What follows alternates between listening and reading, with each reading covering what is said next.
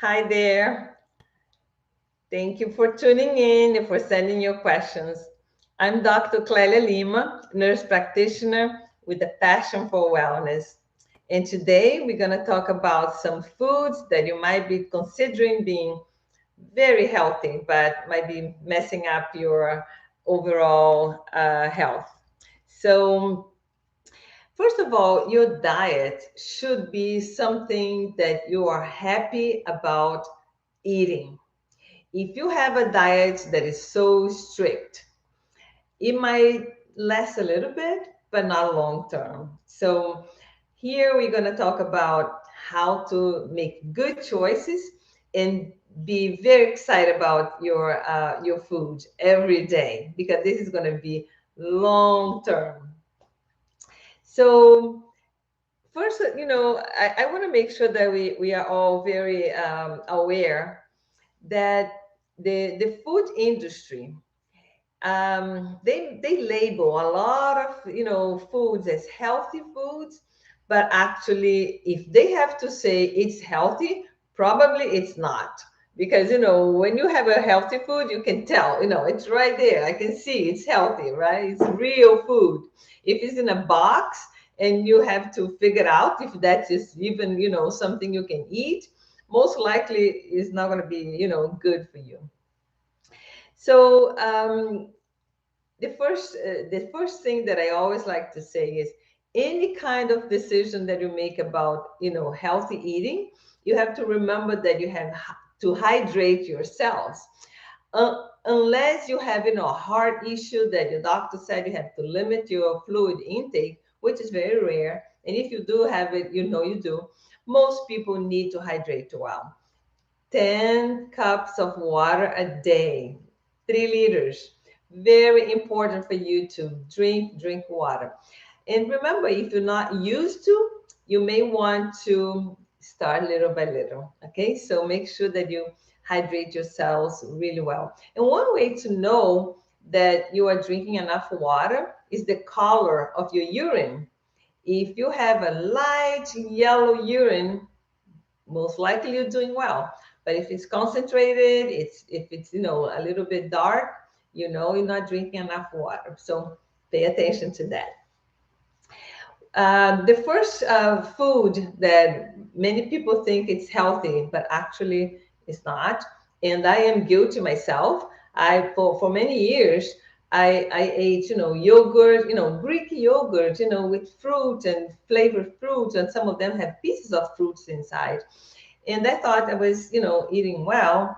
And actually, after understanding better, most of the yogurt with flavored fruit or fruit on the bottom or any kind of fruit, you're most likely going to see like 10 grams of added sugar, sometimes 12 or even more.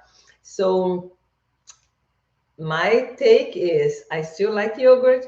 I buy the plain Greek yogurt, and then I put my fruits in my yogurt. So it's something that I learned to change, and that I'm just telling you it's a good idea that you add your own fruit. Okay, so that's one.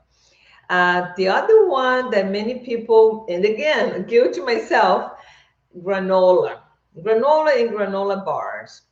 It's so convenient. It's so easy just to grab, a granola bar and go, and they taste good. And the granola that you buy, put some milk. It tastes delicious. So most of the granola that comes, in a box, if you buy, in a store, it will come with added sugar. It's going to be too much carbs, even though you're still going to have, all the nutrients and the good items in the granola. Most likely you're eating too much added sugar. If you have the time and you want to, you can make your own granola. And there are several recipes that it's not so difficult to make. But myself, I don't have time for that, so I just don't eat it. I have so many other options. So that's one to pay attention. The other one that many people fall prey to is breakfast cereal. And some of them, they have the stamp like, this is a healthy heart breakfast, fiber and all the vitamins. And actually, most of them is a lot of added sugar, high carb that is going to spike your insulin. So most of them are made with refined grains. So it's not much protein in that, kind of choice. So yeah, the high fiber is not even something that will be significant. So most of the breakfast cereal, it's a no-no in my book. So many research actually. The other one that, again, things that I used to make, regular use, is dry fruits. I still do, okay, because it's preferable to eat a piece of, a date. And one date is big, the big date, or some raisins, than to grab a bar of chocolate or a candy, right? So it is an alternative to that, but just be mindful that the dry fruits, they by the dehydration process, it makes the sugar more concentrated as well. You still have the benefit of the fibers and um, the vitamins, um, iron, most of them. So it's good, nutritious food, but just make sure that you eat with moderation. Okay, so that's one that we sometimes don't pay attention, right? So the other one that, again, I use that a lot. I raising my kids. I fed them lots of the plant-based meat substitutive. Well, not anymore. I don't use those anymore because now understanding how they are so, processed. All the preservatives and all the ingredients that go into that. It's basically not healthy. Now, for me, it's better to eat a piece of salmon or even a piece of chicken or red meat. Other, it's better than to get all those processed, vegetable based, meat, they call meat, right? So if you want to make your own veggie burger, some recipes are not difficult to make with beans, with lentils, mushrooms. You can have a good combination and make your own. But when you buy in a box, most likely it's not good. I don't have time for that. So if I'm gonna eat, the mushrooms, I just eat the mushroom, not. No. So the other thing that people asked was about what is the glycemic index. I was fascinated, researching about glycemic index because, when you see how much hyper this has been, like, no, look at the glycemic index of your food and all of that. How did it came about? It came about basically a research from Harvard. They put together the comparison to glucose. It's 100 index. So they compared in all this, formula to say which foods uh, spikes your insulin as much as glucose. So glucose 100, and then the other foods were classified. If it's below 55 index, the glycemic index is considered low. If it's between 56 and 69, it's considered medium glycemic index. If it's over 70, which is close to 100, right, it's considered high glycemic index. So basically, it has to do how fast your body is gonna metabolize the carbohydrate and transform into glucose.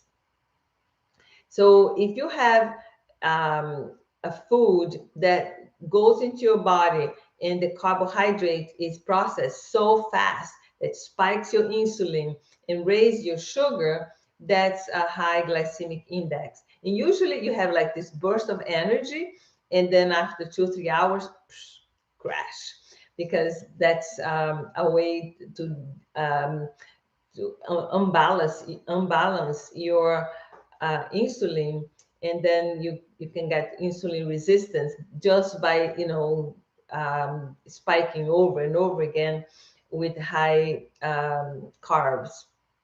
So the foods that are slower processed in your metabolism are the foods with the medium and low glycemic index.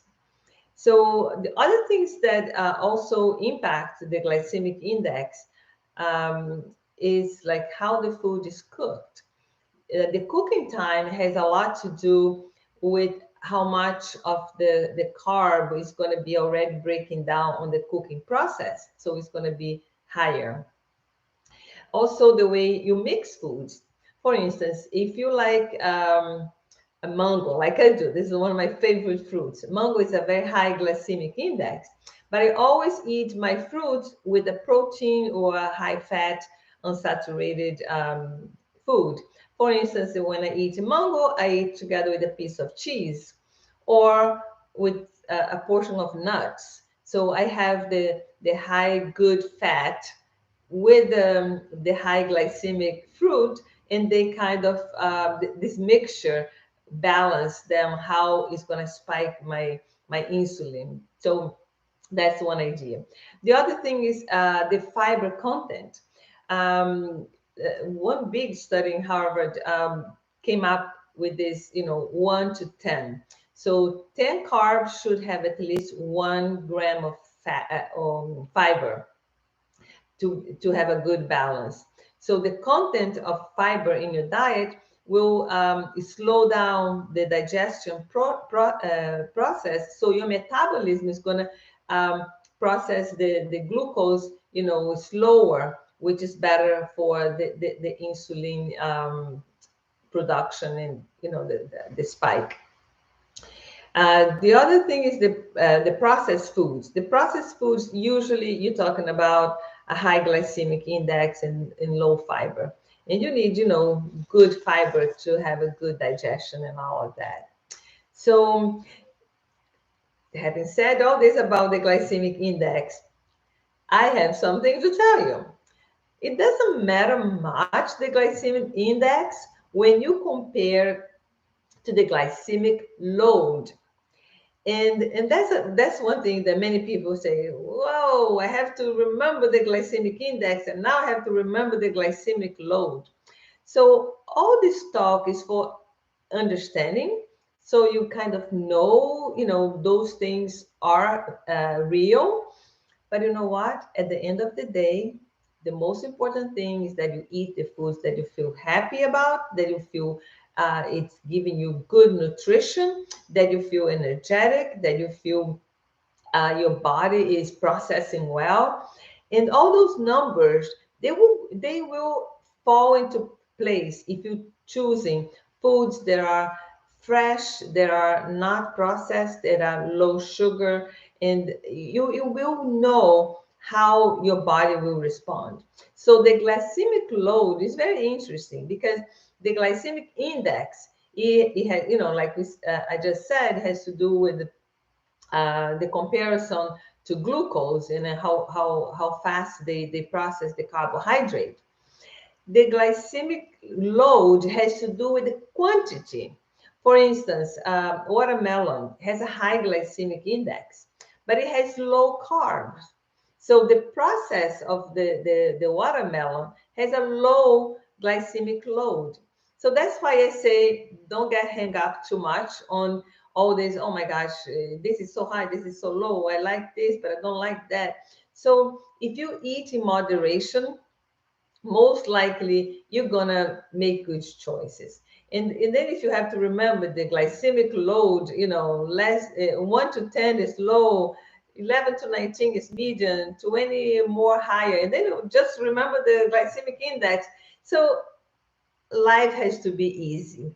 Any kind of change that you do has to be you feel happy about, not overwhelmed or stressed because you have to count the calories, count the glycemic index. You know what? Not necessary if you're making good choices in general. So fiber rich foods always going to be a good idea. It's going to help you to clean your body, better. Your digestion is going to be better. It's going to be better, and you're not going to have the crash for the carbs. So when you're choosing whole grain foods, you can always pay attention to what is the rate between carbohydrate and fiber. Again, research has shown that for every 10 grams of carbohydrate, you should have at least 1 gram of fat. So those are things that you know in general, but to be so picky about, no, is it 10 to 1? What is that? You know, at the end of the day, we have to be happy about the things we're doing and eating with with our families and just connecting and having a good time. So some of the foods that people ask, so what are the good foods to eat? And again, only if you like. If you don't like, yeah, you have to be happy whatever you're doing. So some example of high fiber foods that are very nutritious: beans and legumes, fruits and vegetables in general, right? Yeah, the one that you can eat with the skin is better because that's a higher concentration of fiber. And actually, the nutrients are very concentrated in the skin. So the ones that you can eat with the skin is better. Quinoa, apples, berries, all the berries. If you think about the best low glycemic index fruits, we're talking about the berries. And you can bet in my fridge always, I have the 4 berries because that's, I like them a lot. And I know those are good for me.